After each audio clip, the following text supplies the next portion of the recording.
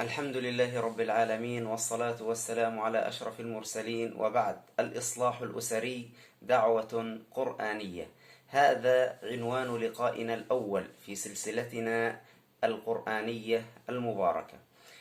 وكان اللقاء الثاني أو تجدد اللقاء الثاني حول مظاهر الإصلاح الأسري في القرآن الكريم، ومع المظهر الأول الإصلاح الأسري مع الوالدين.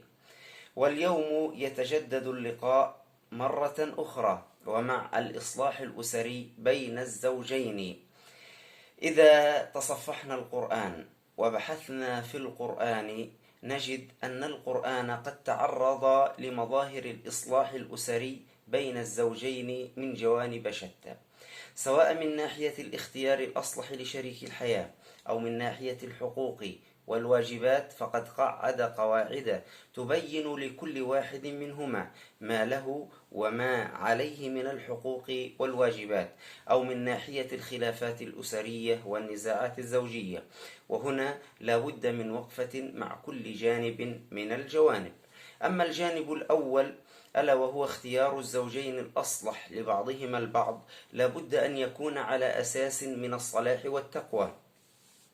الناس أذواق ومذاهب في اختياراتهم لشتى مناحي حياتهم، لا سيما الزوجية منها، واختيارات الإنسان تنعكس على حياته بالسعادة والصلاح إن كانت سليمة وموفقة، وبالتعاسة والفساد إن لم يصب الاختيار الأصلح. لذلك كان من أهم مظاهر الإصلاح الأسري بين الزوجين في القرآن الكريم مراعاة الاختيار الأصلح والأنسب، سواء للرجل أو للمرأة، على حد سواء في من سيكون رفيق الحياة.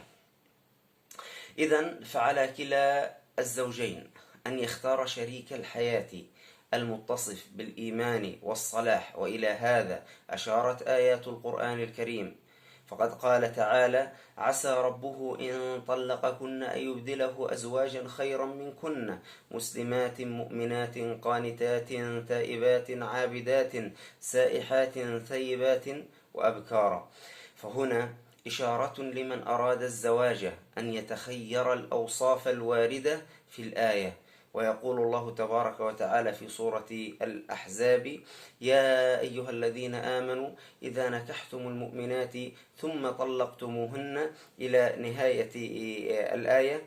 فهذه الآية التي استدللت بها إن كان منطوقها حول الطلاق، إلا أنها حملت في مفهومها تنبيها على أن من شأن المؤمن ألا ينكح إلا مؤمنة تخيرا لنطفته، وللتأكيد على اختيار المرأة المؤمنة المحصنة العفيفة.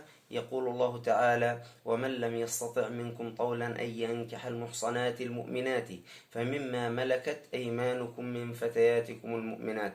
وقد ثبت في الصحيحين عن أبي هريرة رضي الله عنه عن النبي صلى الله عليه وسلم أنه قال: تنكح المرأة لأربع: لمالها ولحسبها ولجمالها ولدينها، فاظفر بذات الدين تربت يداك. وأيضا في هذا المقام لا نغفل عن الرجل الصالح للمرأة، حيث يقول الله تبارك وتعالى: ولعبد مؤمن خير من مشرك ولو أعجبكم. إلى هنا ينتهي حديثي حول الجانب الأول من الجوانب المتعددة حول الإصلاح الأسري مع الزوجين أو بين الزوجين.